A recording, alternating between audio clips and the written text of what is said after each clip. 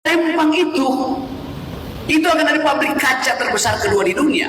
Pertanyaannya, suplai energinya dari mana? Pakai nuklir, pasti Singapura marah. Kalau nuklir meledak, Singapura hancur tuh. Nggak ada energi lain selain batu bara. Jadi Rempang itu akan jadi pusat polusi Asia Pasifik lagi.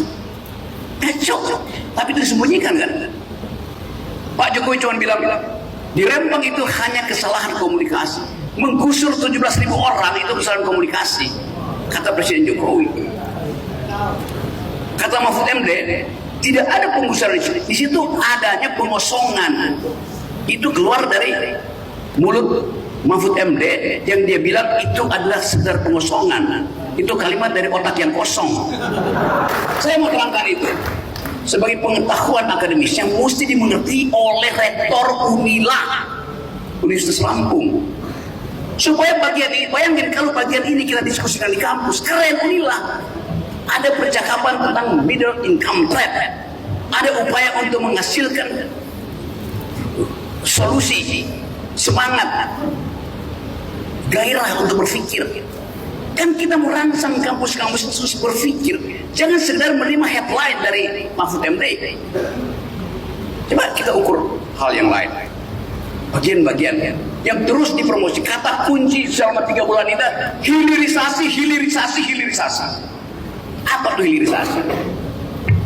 Hilirisasi artinya bagian yang ada di hulu, produk-produk ekstraktif di hulu, jangan diekspor sebagai bahan mentah, tapi sebagai barang jadi. Karena itu dibersihkan di hilir, bagus. Tapi orang yang belajar ilmu politik, politik ekonomi, hukum, harus bahkan lingkungan, mau tahu lebih jauh, yang bersih di hilir itu disebabkan oleh apa? Oleh tuntutan energi dunia. Anak-anak muda di Eropa, di Amerika, kalau dia tahu bahwa energi itu, baju itu yang berasal dari pohon yang hasil deforestasi, mereka nggak mau beli.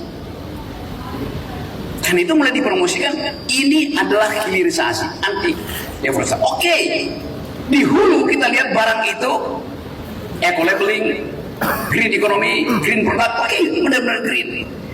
Di hilir, tapi di hulu masyarakat dunia bertanya, demokratiskah sumber-sumber di hulu itu dikompetisikan di antara oligarki atau di antara publik?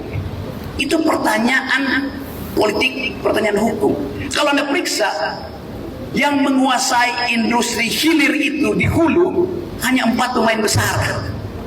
Artinya tidak ada kompetisi, artinya ada oligarki. Jadi yang menentukan itu bukan apa yang ada di hilir, tapi proses demokrasi di hulu ada apa enggak ada. Itu dasarnya.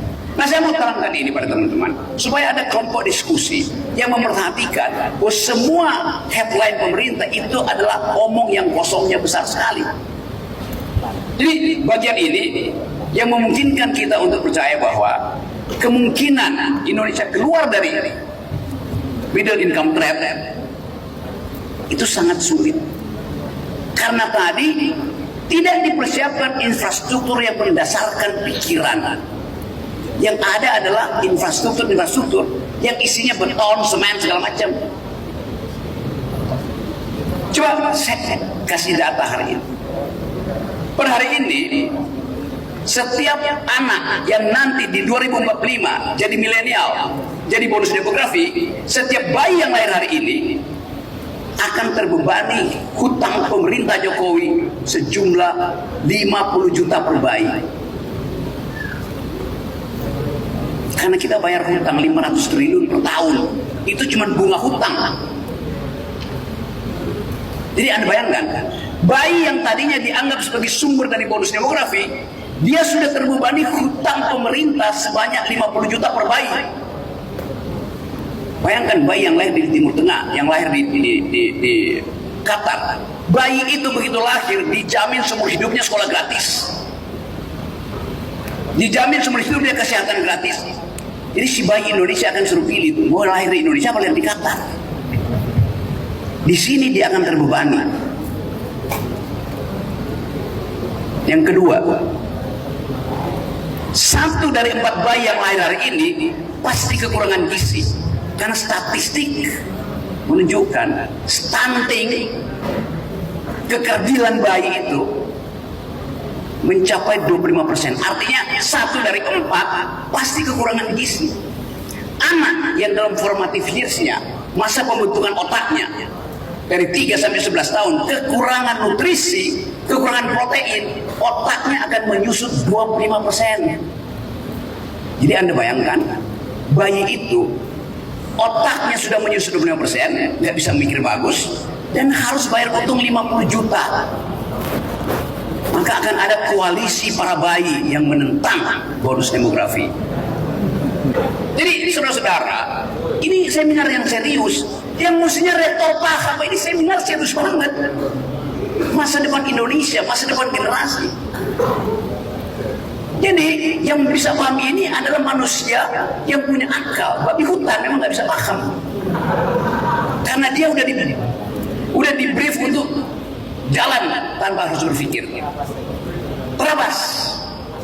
Jadi teman-teman semua, saya ingin agar supaya peristiwa ini kita ingat sebagai penghinaan terhadap kaum intelektual. Melarang mahasiswa, melarang orang yang punya dalil masuk ke kampus, itu pengkhianatan intelektual, penghinaan pada intelektual. Padahal konstitusi kita bilang pemimpin tugasnya mencerdaskan kehidupan bangsa. Jokowi mesti mencerdaskan kehidupan bangsa, naikkan IQ kita dari 70 minimal ke 105 supaya setara dengan Vietnam. Bagaimana Jokowi bisa naikkan itu? Rektor mesti menghasilkan pertukaran pikiran. Jadi rektor Anda itu juga menurunkan IQ nasional. Dia menentang konstitusi atau menentang akal pikirannya sendiri kalau ada. Ini kejujuran kita ada di situ. Nah teman-teman semua, saya percaya bahwa persekutuan kita di sini persekutuan akal sehat untuk mencari pemimpin baru yang kapasitasnya adalah leader bukan dealer. Poin saya percaya bahwa teman-teman yang ada di sini, kemampuan Anda untuk menuntun bangsa ini, keinginan Anda untuk menghidupkan kembali pikiran, dibuktikan dengan kehadiran Anda di sini, kendati sebagai pengungsi intelektual. Anda mengungsi di sini dari rumah Anda sebetulnya. Jadi inilah pengungsiannya. Tapi saya ingin, kendati Anda dalam status pengungsi, jangan Anda tenggelam oleh kedunguan rektor, dekan, bahkan presiden. Anda jangan tenggelam, Anda harus mengapungkan kembali kecerdasan. Dan saya ingin Lampung menjadi pelampung kecerdasan bangsa ini. Amin. Mungkin begini Pak.